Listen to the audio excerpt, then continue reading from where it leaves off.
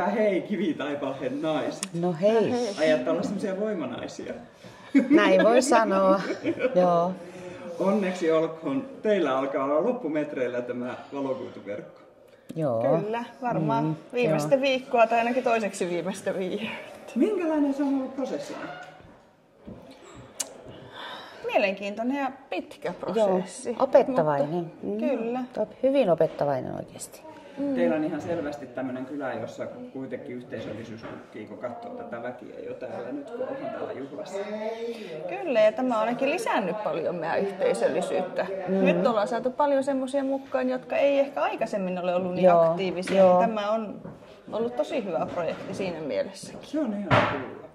Semmoinen vähän kerroit tuossa ennen, että mistä sä oot ensimmäisen kerran saanut ajatuksen tähän verkolle, niin kerroitko vähän tänne videollekin? No joo, se oli maaliskuussa 2022. Me oltiin ensimmäisen kerran niin kylien kehittämissäätiön järjestämässä tilaisuudessa Metsähirvaalla. Ja siellä Neve esitteli ensimmäisen kerran tätä ja me nykästiin sitten Vaara-Hannua hiasta, että olisiko tämä mahdollista meillekin. Ja sitten meillä oli oliko meillä huhtikuussa jo ensimmäinen tilaisuus täällä, missä me alettiin heidät tänne. Joo. Niin, ja alettiin kartoittaa, että miten me tämä saataisiin. Miten me saataisiin kuituja. Mehän mietittiin siinä, tehdäänkö osuuskunta vai pyydetäänkö tele ja soneraa, koska kaista menee tuolla tai Ranuantiellä. Ja sitten Neve onneksi tuli varmaan Heidi kutsu heidät tänne. Tuli ja mehän ajettiin asiaa, kun käärmettä pyssyn piippuun, että tavallaan niin kuin melkein pakotettiin. Ja sinä olit hyvä justi selvittää tätä ja just, että miten se kannattaa tehdä. Niin. Mikä on meille sopiva asia. Että, jokaiselle kylälle on oma tapa näihin asioihin. Ja me ei haluttu osuuskuntaa sen takia, koska meillä on tämä semmoinen tosi ydinaktiivinen väki tosi vähän, niin ne olisi joutunut kuitenkin sitten tavallaan ne jälkityöt hoitaa. Ja osuuskunnassa on aina omat kirjanpidot sun muut selvitykset. Sitä ei haluttu, vaan haluttiin, että päästään helpolla ostopalveluna ja Neve tuli siinä.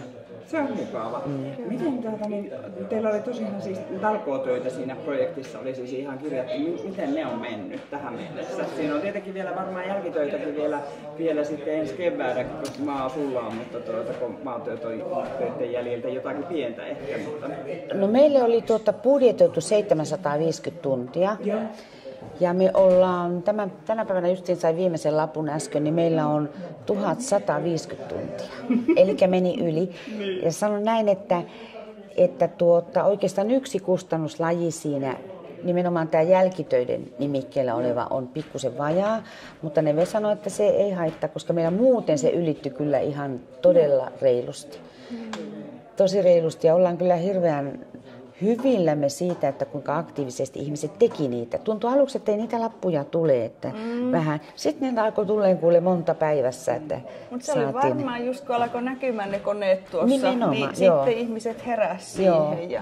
Ja se on varmaan urakoitsijalle kiitos, että niitä jälkitöitä on niin vajaata, kun se teki niin siistiä jälkiä. Tämä minäkin ajattelin, että urakoitsija alakujalla teki niin siistiä jälkeä, että eihän meillä siellä paljon ollut. Oikeastaan ne liittymän kohdat. Niin. Joo. Ja monesti me kuulen sitä, että näissä kylissä sanotaan, että aina etukäteen jännitetään, että no onkohan siellä niitä talkootöistä tai talkoolaisia riittävästi, mutta tuosta tuntimäärästä ainakin kuulen, että niillä on ollut. Iso osahan meillä on muonitusta, tai iso osa. Me tarjottiin ruoka näille talkoo-ihmisille sekä näille urakoitsijoillekin.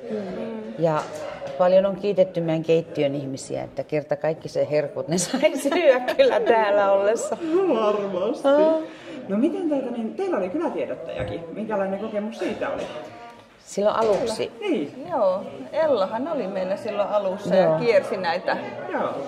Kiersi taloja ja hyvin kiersi. Ei meillä olisi varmaan itsellä ollut resurssia niin kuin kiertää kaikkia taloja läpi. Että mitä mieltä siitä niin yleensä niin toimintatapana, että tuollaisesta kylätiedottajasta, että siellä käypi sitten joku kiertämässä. Ja se, että se on kyläläinen.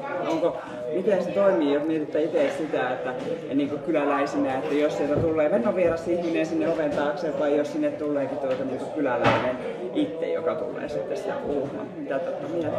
Kyllä se minusta varmaan on hyvä, että se on kyläläinen, kun se on joku tuttu, niin joo. Se on hyvä. Eri tavalla sitten hän oli vielä nuori, tai edelleenkin on nuori, niin jotensakin tuntui, että nuorta halusi kuulla, että mitä asiaa sulla on. Niin, että jos sinne olisi tullut joku semmoinen paatunut meikäläinen, että tässä on lappuja, niin ehkä olisi ollut erilainen, mutta oikein mielellään meilläkin hän kävi sitten esittämässä asiansa ja oikein hyvä kokemus.